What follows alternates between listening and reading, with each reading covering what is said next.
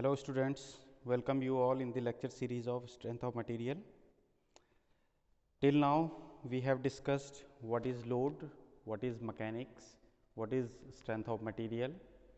Then we have discussed what is load, classification of load, what is stress, classification of stress. Then we have discussed strain and classification of strain. Okay. So strain, till now we have discussed strains are of two type, normal strain and shear strain. Normal strain always acts in the normal direction of the surface or of the plane. Normal strain is of three types: longitudinal strain, lateral strain and volumetric strain. Longitudinal strain is the strain in the direction of applied load. Lateral strain is the strain in the perpendicular direction of the applied load. One longitudinal strain is associated with two lateral strain. Okay. Then we have discussed the volumetric strain, change in the volume divided by the original volume, and both these strain can be tensile in nature or compressive in nature. Tensile means the length of the member will increase or the volume of the member will increase, and here we will have decrease in the volume or decrease in the length, decrease in the diameter. Okay. Then we have discussed the strain in the rectangular member and strain in the rectangular member is strain in the three perpendicular direction. Addition of three perpendicular direction is the total volumetric strain. Then we have discussed the strain in the cylindrical body, which is equal to 2 times of epsilon y, means strain in the perpendicular direction plus strain in the longitudinal direction. 2 times of this one plus this one will give the volumetric strain. Then we have discussed the spherical body. Strain in the spherical body means the volumetric strain in the spherical body is 3 times of del d by d. Okay. Now we have discussed, now we will discuss first the shear strain. Okay. Shear strain is designated by the gamma. Shear strain is designated by gamma. So we will discuss shear strain. Okay. So we can say that the longitudinal, the normal strain is the perpendicular to the direction, and shear strain is the parallel to the surface. Okay. So shear strain is always acts perpendicular to the surface. Shear strain is defined as, how we are going to define. Okay. Listen carefully.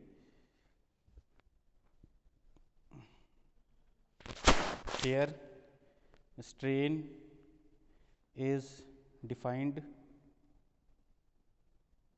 as change in initial right angle between two lines which are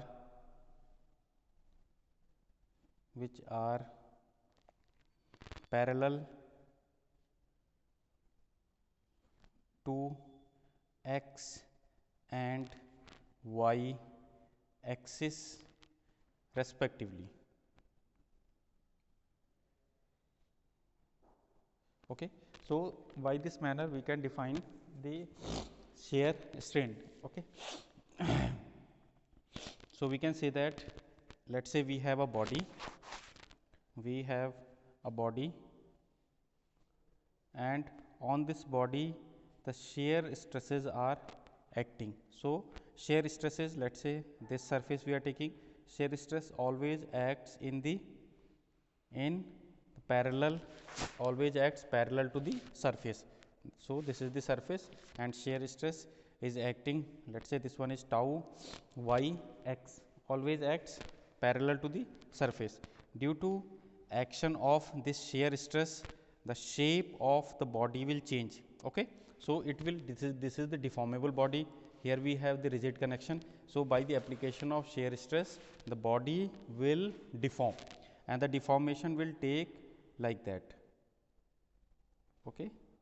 So the deformation will take like this one, the dotted part. So there is the solid part is the initial condition, and this is the final condition due to action of the shear stress. Okay. So let's say this angle is phi.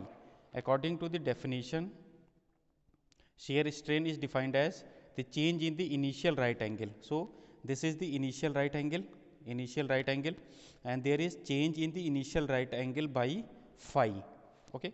Initial right angle between the two lines which are parallel to x axis and y axis. So the change is we can say that shear strain is equal to initial angle 90, final angle. This final angle is change. How we are going to calculate the change?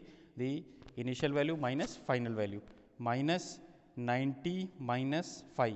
This angle is 90 minus phi. So we can say shear strain is designated by gamma. Gamma is equal to 90 cancel out. We will have the phi. So we can say that shear strain is equal to the shear angle. Okay. So this phi is known as the shear angle, and gamma is the shear strain. So we can say that the shear strain is the strain which is defined by the change in the initial right angle between the two lines which are parallel to x axis and y axis respectively. Okay. So this is the shear strain. We will discuss later on how we are going to calculate the shear strain. Okay. So till now we have discussed what is the shear stresses, what is the shear strain, normal stress, normal strain. Okay. Now the next topic which we are going to discuss is the elastic constants. Elastic constants. Okay. Elastic constants. Okay. So here we are having, generally we are having three elastic constants. Okay. First one is we will discuss. Okay. The elastic constant. So what is the requirement of elastic constant? We have discussed stresses, we have discussed strains. So with the help of elastic constants, we can develop the relation between stress and strain. Okay. In material science, you have studied the tensile curve, or we can say the stress and strain curve. In that you may have you have studied the different points, like first one is the proportional limit, then we have the elastic limit. Okay. So here I am drawing, let us say this is the stress strain curve for a material. Okay. Generally this is this type of curve is for the,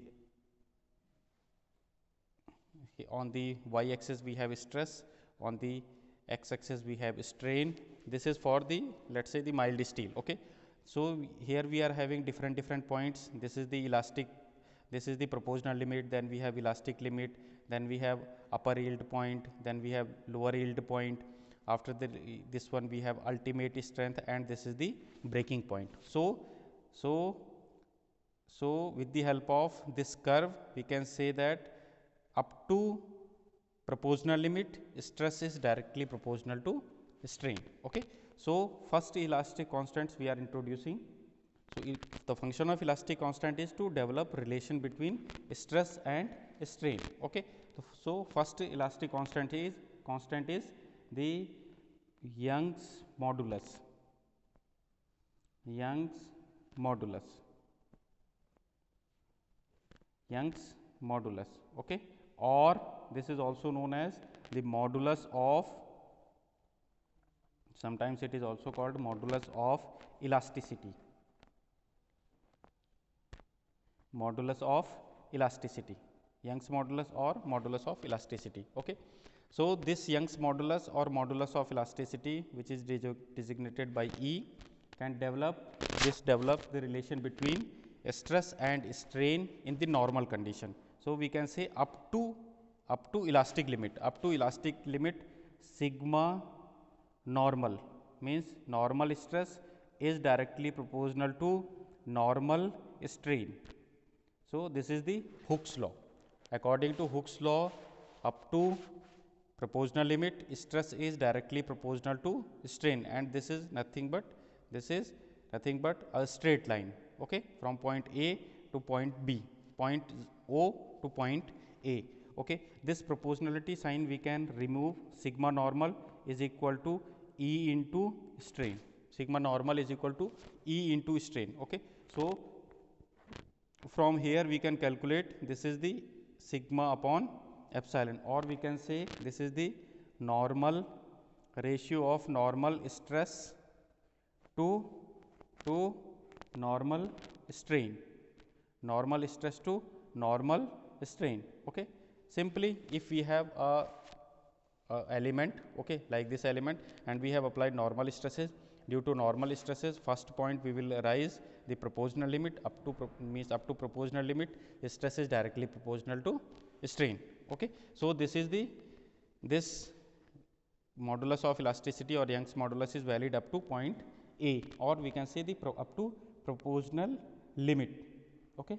So, this is the first elastic constant, and this is the Young's modulus or modulus of elasticity, which is the ratio of normal stress to normal strain, or in another way we can define the Young's modulus as the amount of normal stress required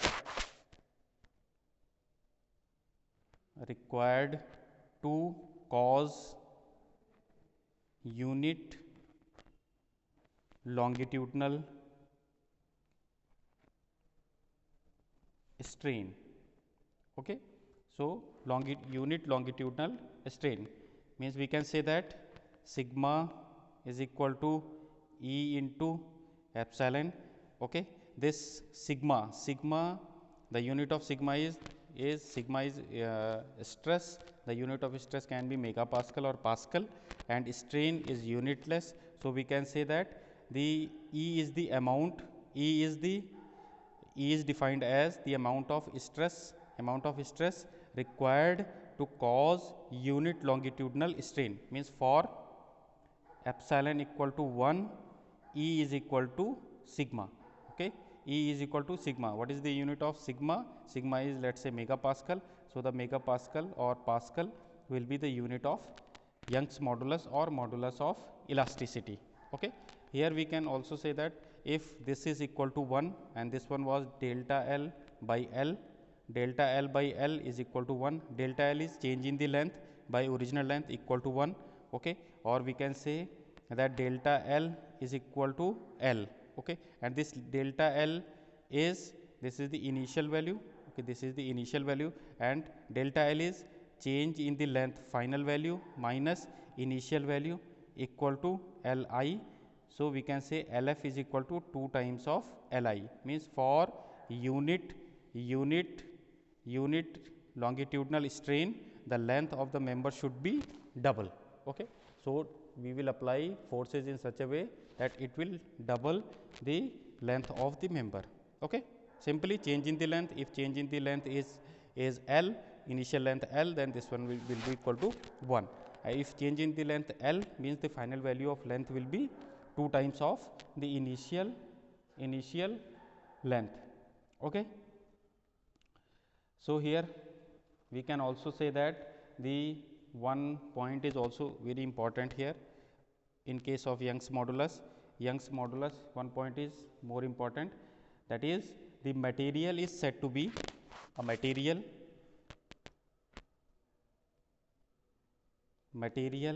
is said to be more elastic. Okay, so we are talking about the elasticity. Okay, elastic, more elastic than other material. A material is more elastic than the other material when it shows higher value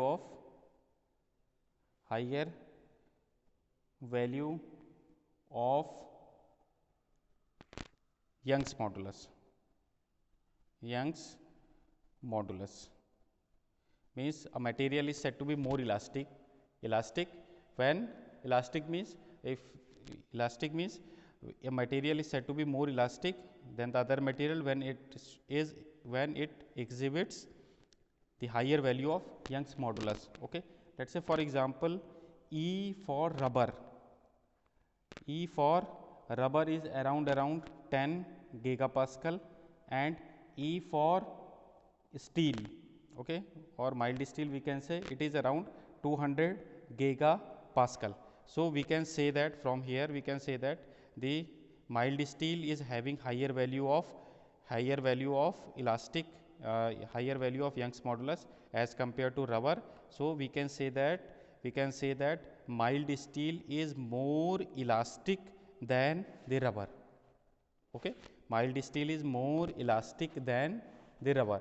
Elastic means which regain its shape after the removal of the load. Okay, let's say we have a member, we have applied load. Due to load, it will there will be change in the length or dimension. If we are removing that load, how in which manner it is regaining its original shape. Okay, so this is the elasticity. And plasticity means the permanent deformation. We have applied load and there is permanent deformation. Okay, so a member is said to be more elastic when it shows the higher value of Young's modulus. This is very important. Sometimes in competitive examination it is asked that which kind of member is more elastic. So the member is more elastic when it exhibits or shows the higher value of Young's modulus.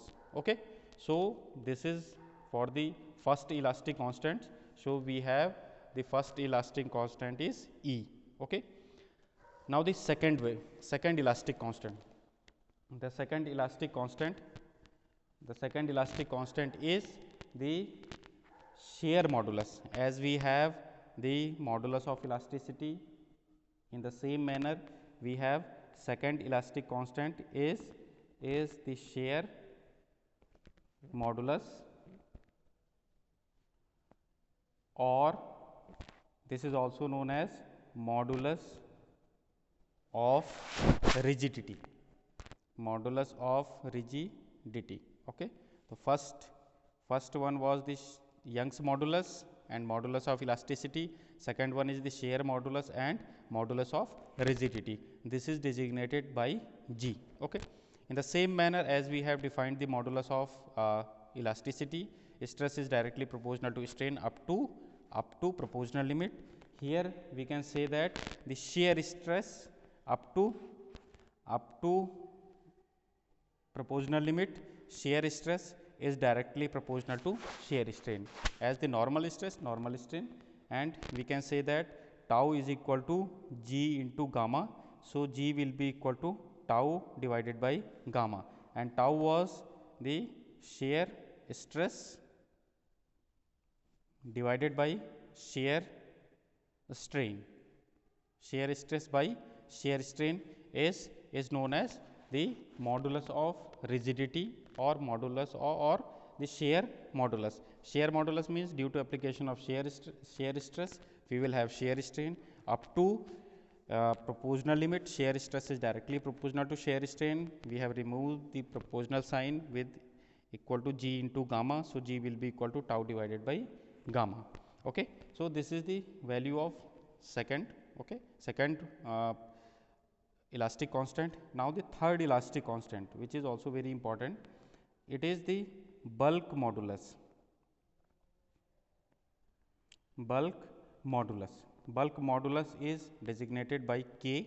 Okay, So bulk modulus, how we are going to define the bulk modulus? Bulk modulus occurs when we are having a one specific loading condition. Okay. Young's modulus when we have tensile load, shear modulus when we are having shear load which is parallel to the surface, and third one is the bulk modulus which acts on which acts due to a special kind of loading, and this special kind of loading is known as the hydrostatic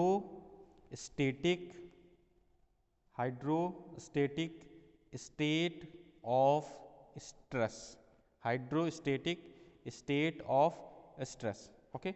This hydrostatic state of stress means when we are having stresses, equal stresses in three mutually perpendicular directions. Okay. Hydrostatic means when we are having three mutually perpendicular stresses in three sigma, sigma, sigma. Okay.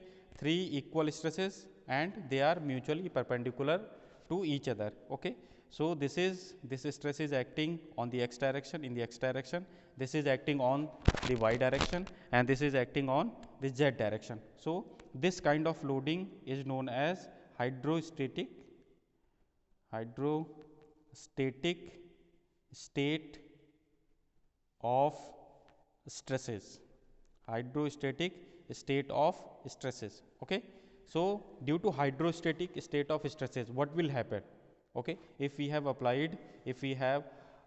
rectangular member and we have applied hydrostatic state of stresses, means stress in the x direction, y direction and z direction, we are stretching the member. So there will be change in the volume. Okay. These hydrostatic state of stresses may be compressive in nature also. Okay. So that they can decrease the volume of the member. Okay. So here we can say that due to application of this one, the volume of the member will increase. Okay. The volume of the member will increase. Okay. So this one we can say that sigma, the hydrostatic stress, is directly proportional to the volumetric strain. Okay.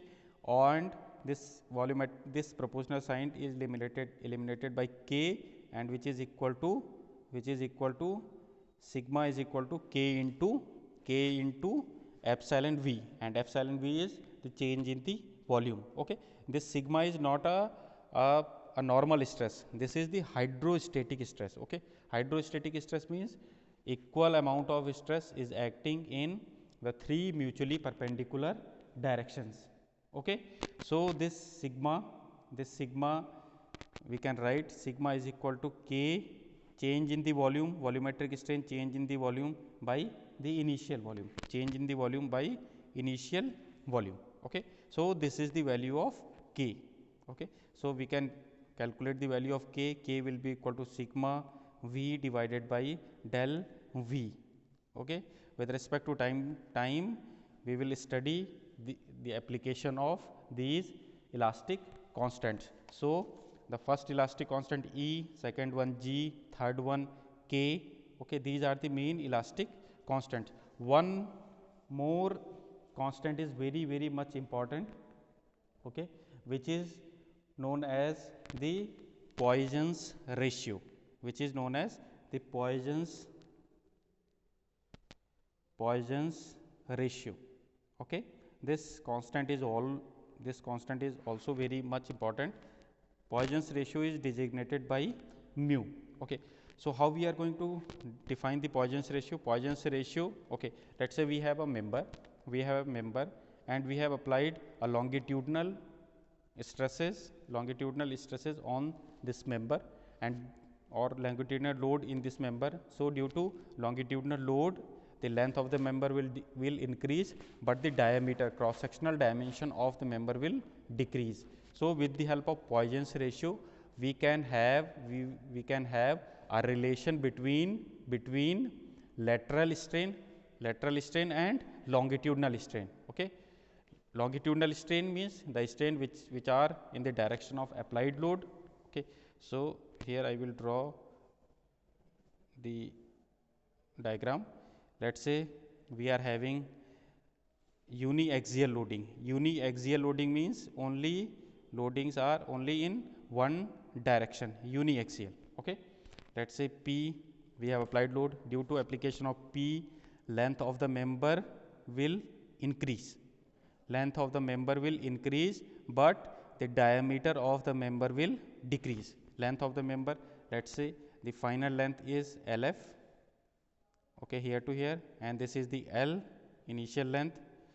Initial diameter, final diameter is, let's say, DF, and initial diameter is, let's say, D. So we will have, due to application of load P, we will have longitudinal strain, means strain in the direction of applied load, and the strain in the perpendicular to the applied load. Okay. So the longitudinal strain, and this is the longitudinal strain, and this one is the lateral strain. So longitudinal strain will be epsilon x, will be change in the del L by L, and epsilon y will be equal to del D by D. This is the longitudinal. This is the longitudinal because the load is acting in the x direction, and this is the lateral strain. This is the lateral strain because the strain in the perpendicular direction to the applied load. Okay. So here we can develop a relation between longitudinal strain and lateral strain with the help of Poisson's ratio. Okay. So according to Poisson's ratio is the ratio of lateral strain to longitudinal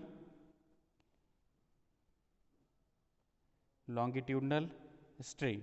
Okay. Lateral strain to longitudinal strain. Okay.